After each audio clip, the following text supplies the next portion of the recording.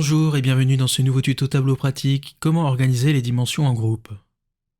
Dans ce tuto, nous verrons ainsi comment regrouper les valeurs contenues dans vos dimensions, dans la feuille source de données, depuis une feuille de calcul, et enfin depuis un graphique.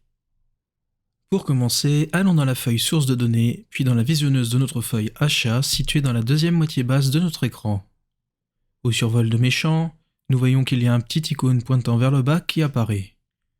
En cliquant dessus, un menu comportant plusieurs actions sur mon champ choisi apparaît.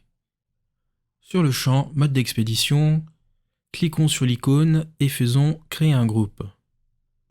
Tableau affiche alors une fenêtre contextuelle. Dans cette fenêtre, je vois que les données contenues dans ma dimension Mode d'expédition sont affichées. Pour les regrouper, je vais donc les sélectionner et cliquer sur Regrouper. Par exemple, sélectionnons la valeur prioritaire et enfin le même jour, en maintenant la touche CTRL appuyée avant de cliquer, et enfin cliquer sur Regrouper et nommer le groupe Livraison Express.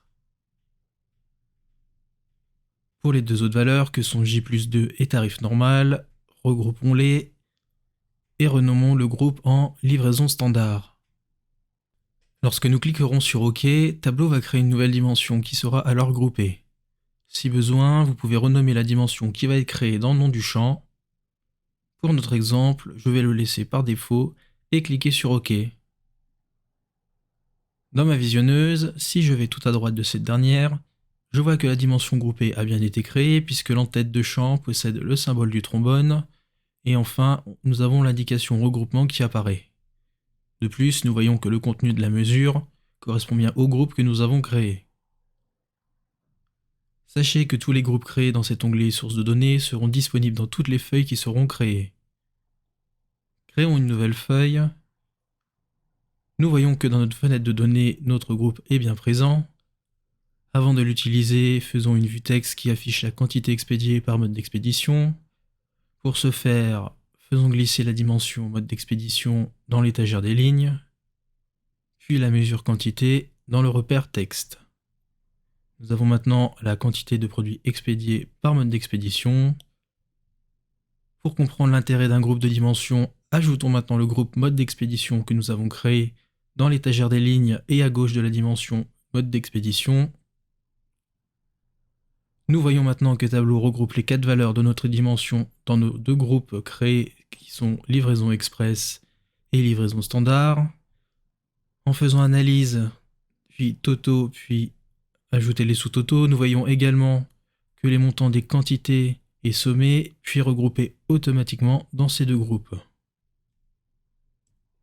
Depuis une feuille de calcul, vous pouvez créer un groupe sur une dimension en faisant un clic droit ou en cliquant à l'extrémité de cette dernière dans la fenêtre des données, puis Créer, et enfin Groupe.